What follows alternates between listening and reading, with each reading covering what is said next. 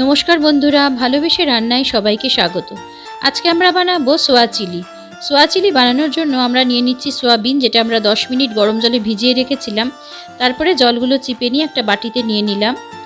দিয়ে দেব রসুন আর পেঁয়াজের পেস্ট 2 চামচ।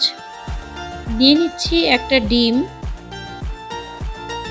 দিয়ে দেব সোয়া সস 1 চামচ। নুন দিয়ে দেব আমি 1/2 চামচ।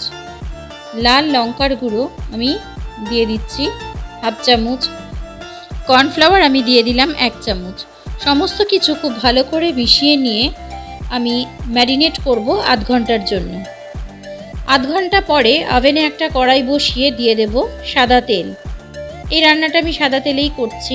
তেলটা ভালো করে গরম হলে যেই সোয়া চাংসগুলো আমি পেঁয়াজ, রসুন, তারপরে soya sauce, red chilli powder, নুন এসব দিয়ে ম্যারিনেট করে রেখেছিলাম, সেগুলো আমরা ভেজে নিচ্ছি। এগুলো আমি মিডিয়াম ফ্লেমে ভাজবো।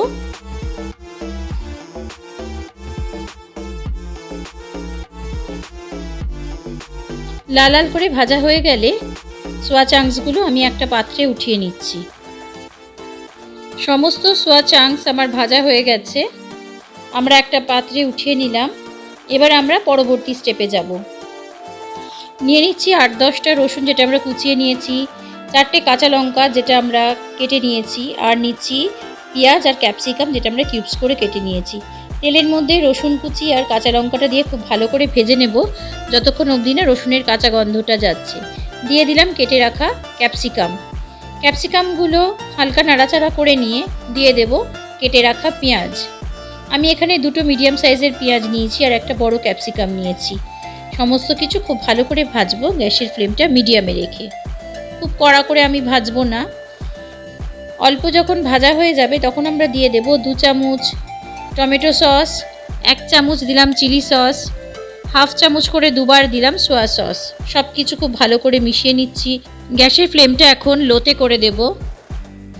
এবারে আমরা দিয়ে দেব ভেজে রাখা সোয়া চাংসগুলো। সব কিছু খুব ভালো করে মিশিয়ে নেব। গ্যাসের ফ্লেমটা লোতে রেখে আমরা রান্নাটা করব।